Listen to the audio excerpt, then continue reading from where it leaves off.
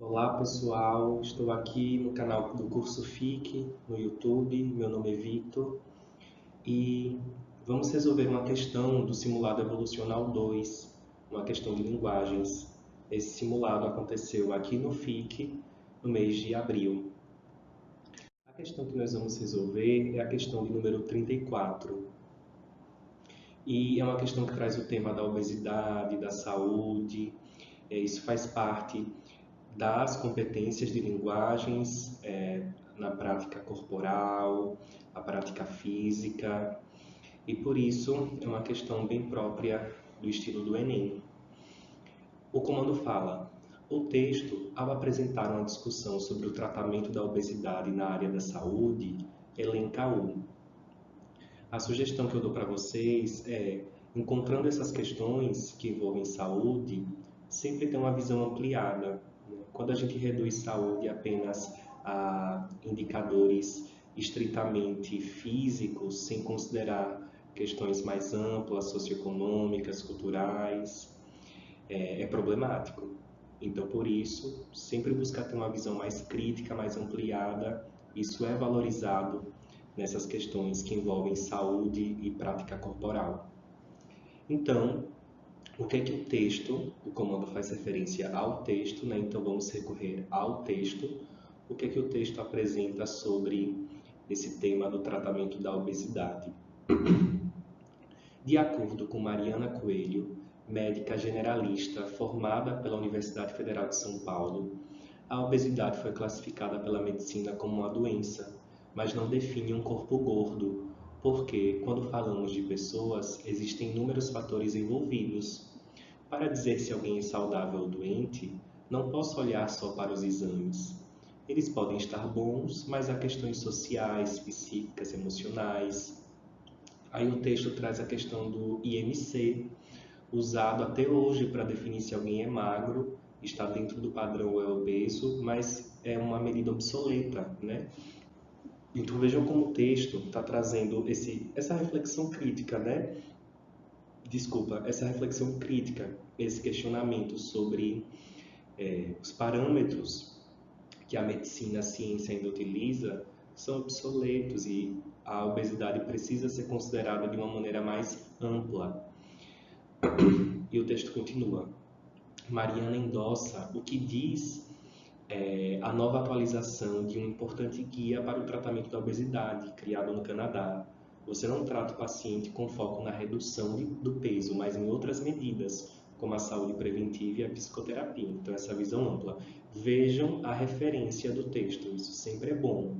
O texto foi retirado do site Elle, Elle é uma revista, e o título do texto é Precisamos falar sobre gordofobia médica. Vejam como esse título é forte. O que ele está nos dizendo? Como ainda é atual a, a atitude gordofóbica na área médica. A gordofobia eu vou olhar para a obesidade apenas culpabilizando aquele paciente ou enquadrando aquele corpo em um parâmetro que já está obsoleto, que já está ultrapassado, como o parâmetro do IMC. Isso é perpetuar a gordofobia.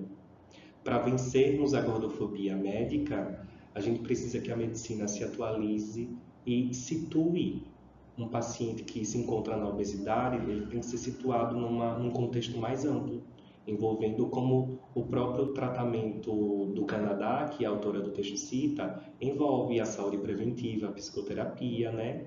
Então, se a gente ainda reduz o paciente obeso a uma condição de culpabilização ou a um parâmetro que já está ultrapassado como o IMC, a gente está perpetuando gordofobia. Então vamos para os itens. Letra A, dificuldade na continuidade de tratamento adequado pela complexidade psíquica das pessoas obesas. Letra B, abstenção no combate à gordofobia por parte dos órgãos nacionais de saúde. Letra C, propagação da gordofobia por parte de tratamentos médicos desatualizados. Letra D, êxito na prevenção dos casos de obesidade pelos modelos médicos estrangeiros. Item E, necessidade da extinção do conceito de padrão estético dos corpos humanos. Bem, o item A ele está errado porque o texto não diz em nenhum momento que a dificuldade de o tratamento da obesidade continuar é porque as pessoas obesas elas são mais complexas psiquicamente. Não, o texto não diz isso e acaba sendo um item que pode reforçar uma gordofobia, uma culpabilização da pessoa.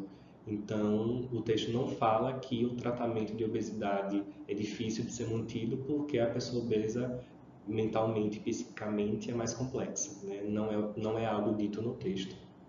O item B, quando fala abstenção no combate à gordofobia por parte dos órgãos nacionais de saúde, também está errado porque o texto em nenhum momento fala que os órgãos nacionais de saúde, como o Ministério da Saúde, Secretaria de Saúde, estão se abstendo de combater a gordofobia, né? O texto faz um chamado à reflexão para a medicina como um todo e não direcionado especificamente para os órgãos nacionais de saúde, né?